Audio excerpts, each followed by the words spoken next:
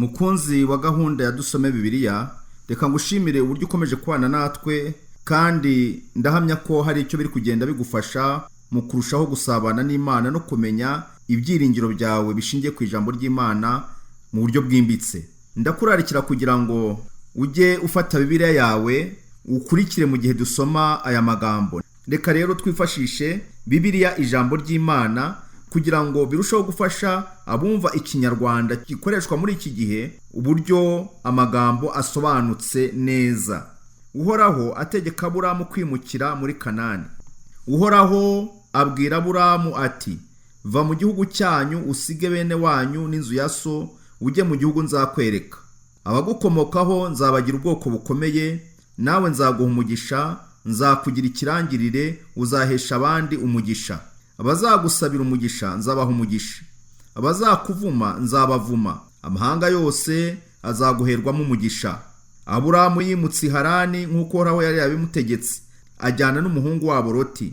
Yajyanye n'umugore we Sarayi na Loti n'abagaragu bose yari ahatse i Harani, hamwe n'ibintu byose bari batunze. Baragenda bagera mu gihugu cya Kanani. Icyo gihe Aburamu yari amaze imyaka 75 avutse. Aburamu yanyuze muri icyo gihugu agera mu mujyi wa Shekemu ku giti cy'inganzamarumbu cya More. Icyo gihe abanyakanani bari bagituye muri icyo gihugu. Uhoraho abonekera Aburamu aramubwira ati, iki gihugu nzagiha urubyaro rwawe. Aho hantu Aburamu ahubakira urutambiro Uhoraho wamubonekeye. Akomeza urugendo agera ku musozi w'iburasirazuba bw'i Beteli. Nuko ashinga amahema mu ruhande rw'iburasirazuba bw'i Beteli, ahagana iburengerazuba bwa Ayi. Aho naho ahubakira Uhoraho urutambiro aramwambaza. Hanyuma Aburamu akomeza kugenda yimuka agana mu majyepfo ya Kanani. Aburamu mu Misiri. Muri Kanani haza gutera inzara irabiyogoza, maze Aburamu asuhukira mu Misiri. Bagiye kugerayo, Aburamu abwira umugore we Sarayi ati, dore ufite igikundiro. Abanyamisiri nibakubona bazagira ishyari ko ndi umugabo wawe, banyice maze bakwitungire. None rero ujye uvuga ko uri mushiki wanjye, bityo ntibazanyica kubera wowe, ahubwo bazamfata neza. Nuko Aburamu ageze mu Misiri, Abanyamisiri babona umugore we ari mwiza cyane. Ibyegera by'umwami wa Misiri bimubonye bijya kumuratira umwami. Hanyuma Sarayi ajyanwa ibwami. Aburamu afatwa neza kubera umugore we, agabana inka n'intama n'ihene n'indogobe n'ingamiya n'abagaragu n'abaja. Ariko Uhoraho ateza umwami wa Misiri n'urugo rwe indwara z'ibyorezo, abahora Sarayi umugore wa Aburamu.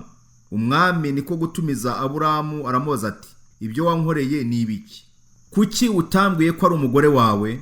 Kuki wambwiye ko ari mushiki wawe bigatuma mugira umugore? Nguyu umugore wawe, musubirane umvira. Nuko umwami ategeka abantu be ngo basezerere Aburamu n'umugore we n'ibyo yari atunze byose. Nyuma yo gusoma igice cya 12 cy'Itangiriro, reka turebere hamwe ibi bibazo kandi ubishakire isubizo byabyo. Ikibazo cya mbere kirimo ibisubizo bitatu, ariko uratoranya ikiri cyo. Imana ihamagara Aburamu. A. Yamubwiye gusubira iyo baturutse. B. Yamubwiye ko azaguma i Harani. C. Yamubwiye ko ahaguruka akagenda akazamenya iyo agiye agezeyo. Ikibazo cya kabiri, Aburamu yageze i Kanani afite imyaka ingahe? Ikibazo cya gatatu, umujyi w'i Kanani Aburamu yagezemo bwa mbere witwa ngo iki? Ikibazo cya kane, Aburamu agera i Kanani, hitamo igisubizo kiri cyo. A. Hari amatongo gusa. B. Hari ikiyaga kinini. C. Hari hatuwe. Ikibazo cya gatanu, ni ikihe kimenyetso Aburahamu yasigaga aho yabaga yarabambye amahema?